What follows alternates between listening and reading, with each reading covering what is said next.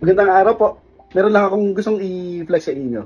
So ito po yung desk ko dito sa office. So ito, yung pinaka ano niya, patungan, kung mapapansin nyo, parang metallic bronze. Kasi in-install namin to ng bamboo fiberboard na bronze. Dati kasi plywood lang to, ito parang ganito, yan. Eh baka masaludsod ako, kaya pinalagyan ko ng ganito, bamboo fiberboard. Although hindi to pang hindi to pang para sa ganito eh, kasi ang bamboo fiberboard is design para sa mga wall.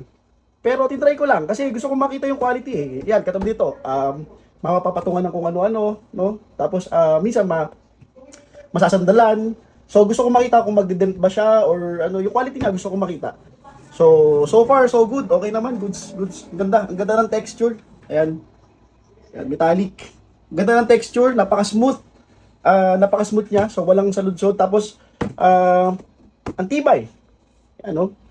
So wala, hindi siya nagde-dent kahit na ano. Although hindi ko pa rin na-recommend na gamitin siya sa cabinet or sa ganito kapares nito. Tinry ko lang kasi gusto ko makita yung ano niya, yung talagang quality niya.